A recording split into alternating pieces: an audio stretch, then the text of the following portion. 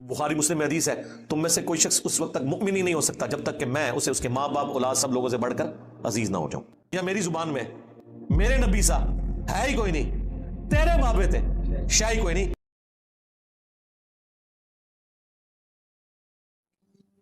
اللہ کو آپ نے جان نہیں دینی، اللہ سے ڈر جائیں. اس قسم کے جھوٹے الزامات اس شخص کے اوپر جس نے یو این او کے اندر بہترین تقریر کی، لا الہ الا اللہ کا نعرہ بلند کیا، اس شخص کے اوپر جس نے اسلامو فوبیا کے خلاف پوری دنیا کے اندر اتنی طاقتور آواز اٹھائی کہ کبھی کسی مسلمان حکمران نے نہیں اٹھائی، اور اس کا رزلٹ یہ نکلا کہ 15 مارچ ہر سال جو ہے اسلامو فوبیا کے حوالے سے ایک دن قرار دے دیا گیا.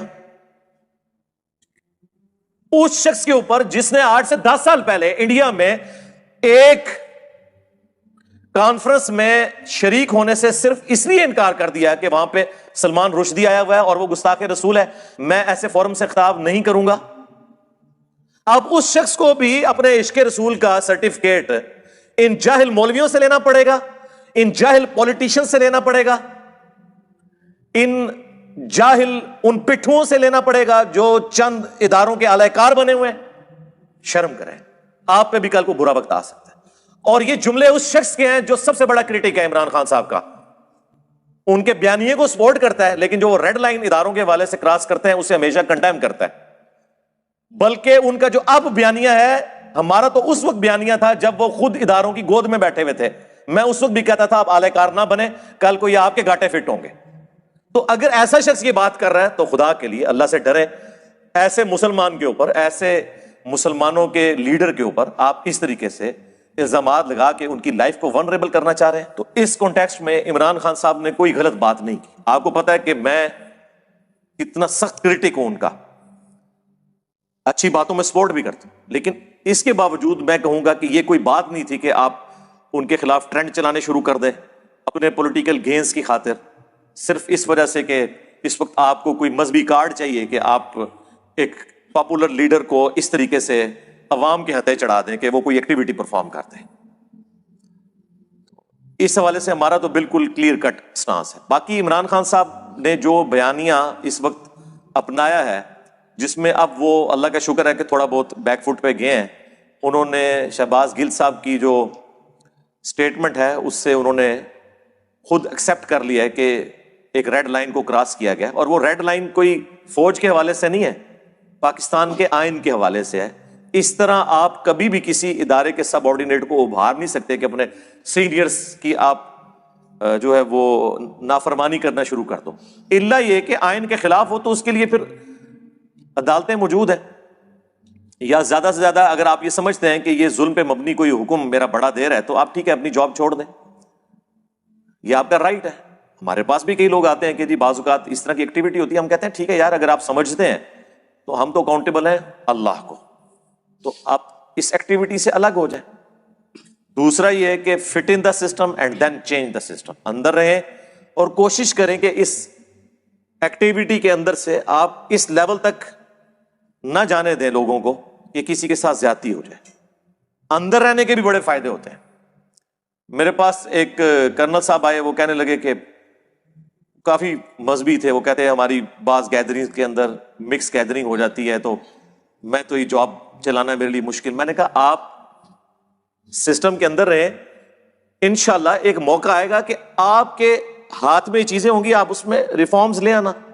پھر انہوں نے مجھے خود آگے بتایا کہ ہاں واقعی اب جب مجھے یہ ذمہ داری ملی ہے تو میں عورتوں اور مردوں کا علیحدہ سیٹ اپ کرتا ہوں ایک ہی جگہ پہ بیچ میں پردہ لگا کے. تو میں نے کہا دیکھیں سسٹم کے اندر رہنے کی کتنی برکات ہوتی ہیں، اسی لیے ہم نان اسٹیٹ ایکٹرز کے خلاف ہیں. یورپ اور امریکہ میں رہ رہے ہیں، ان سے پوچھیں کہ یہ آپ لوگوں کے جو جذباتی نعرے ہیں یہ کیا گل کھلاتے ہیں؟ آپ تو صرف ان کے ریمیٹنس کے اوپر ملک چلا رہے ہیں نا، اور یہاں بیٹھ کے آپ لوگ چکن کڑھائیاں کھا رہے ہیں ان کے ڈالرز اور پاؤنڈز کے اوپر. ان کو سب کچھ بھگتنا پڑتا ہے جو کچھ آپ جذباتی کام یہاں پہ کر رہے ہوتے ہیں. اس کانٹیکسٹ پہ عمران خان صاحب نے جو کچھ بات کی، وہاں کے رہنے والے ہر پاکستانی، ہر مسلمان کا یہی نظریہ ہوگا کہ یار اس میں تو کوئی شک نہیں ہے کہ اسلام میں فساد فی الارض کی سزا قتل ہے. سورۃ المائدہ کے اندر آیت نمبر 33 میں. لیکن یہ جوڈیشری کے تھرو ہوگا. اگر ہر کوئی قانون اپنے ہاتھ میں لے گا تو پھر تو آپ کو پتا ہے یہاں تو مسلمانوں میں ایک فرقہ دوسرے فرقے کو گستاخ رسول سمجھتا ہے. تو پھر کیا اس کا رزلٹ نکلے گا اگر ہر کوئی یہ خود ڈیسائیڈ کرنا شروع کر دے گا؟ تو یہ جوڈیشری کا کام ہے. اور اگر آپ یہ پلی لیں کہ اس وقت یورپ اور امریکہ اس ملعون کو سپورٹ کر رہا ہے تو میرے بھائی ٹھیک ہے، پھر آپ اپنے پاؤں پر کھڑے ہوں، سپر پاور بنے. دیکھیں امریکہ کو اگر کوئی بندہ مطلوب ہوتا ہے وہ دنیا کے کسی ملک میں بھی ہو وہ اسے حاصل کر لیتے ہیں نا کہ یہ مجرم ہے ہمارا. کاش آج ہم بھی اتنے مضبوط ہوتے ہیں تو ہم امریکہ اور یورپ سے ڈیمانڈ کرتے کہ اس خبیث کو ہمارے حوالے کریں، ہم کورٹ میں کیس چلائیں گے اس کے خلاف جو اس نے فساد فی الارض مچایا ہوا ہے. اور اگر ایسا نہیں ہے تو اس قسم کی ایکٹیویٹیز سے اسلام کو یا مسلمانوں کو نقصان ضرور ہوتا ہے، فائدہ کوئی نہیں ہوتا. ایک منفی پروپیگنڈا شروع کر دیتے ہیں اور اس کے لیے ایندھن ہم لوگ پرووائڈ کر رہے ہوتے ہیں. اور پھر عمران خان صاحب نے تو آ کے آپ دیکھیں کہ پاکستان کا 75 سالہ پرانا مسئلہ ہی حل کر دیا ہے. میرے خیال ہے اب تو کوئی نہیں بچا جسے یہ بات نہ پتہ چل گئی ہو کہ پاکستان میں کس کا کام کون سا ہے. تو یہ ہم کریڈٹ دیتے ہیں عمران خان صاحب کو. باقی وہ جو ریڈ لائن کراس کرتے ہیں وہ بالکل غلط ہے، وہ بالکل نہیں ہونی چاہیے. میں نے تو آپ کو بہت پہلے یہ بات کی ہوئی ہے. دیکھیں ابھی تک میں نے جتنی باتیں کی ہیں ایک ایک کر کے ٹھیک ہو رہی ہے کہ جب وہ کسی کو نکالتے ہیں نا تو پھر فوراً جو الیکشن ہے اس میں اس کو نہیں لے کے آتے، اگلی دفعہ بے شک لے آئیں، کیونکہ ظاہر ہے کہ دونوں طرف لوہا گرم ہوتا ہے. تو اگر یہ آپ طریقہ اڈاپٹ کریں گے تو شاید اگلی دفعہ بھی آپ کا نمبر نہ لگے.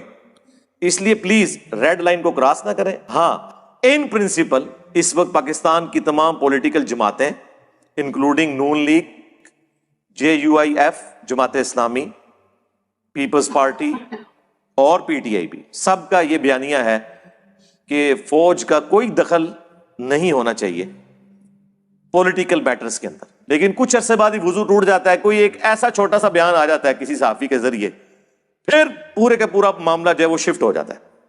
تو یہ نہیں ہونا چاہیے.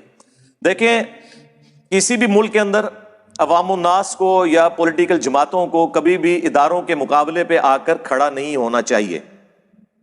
اور اس میں مجرم صرف پولیٹیکل جماعتیں نہیں ہوتی بلکہ بڑے مجرم وہ ریاستی ادارے ہوتے ہیں کہ وہ اس طرح کی ایکٹیویٹیز پرفارم کرتے ہیں کہ عوام اور پولیٹیکل لیڈرز ان کے خلاف ہو جاتے ہیں. پھر ظاہر ہے جب وہ خلاف ہوتے ہیں تو وہ پھر بعض اوقات ریڈ لائن بھی کراس کر دیتے ہیں. تو یہ دونوں طرف سے دیکھنے کی چیز ہے اور میرا خیال ہے انہیں بھی اب وقت کے ساتھ یہ چیزیں سمجھ آ رہی ہیں.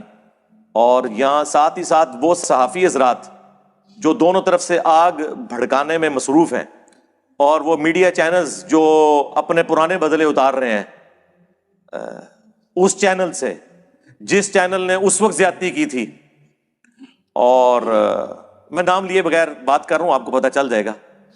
تو حالانکہ اس چینل سے تو میری بہت زیادہ ریزرویشن بہت پہلے بھی تھی، لیکن پاکستان میں کسی چینل کو بند کر دینا، کسی کی آواز کے اوپر پابندی لگانا، چینل میں نام بھی لے دیتا ہوں، خواہ وہ ARY ہو یا جیو ہو یا کوئی اور چینل ہو، یہ بالکل غلط ہے.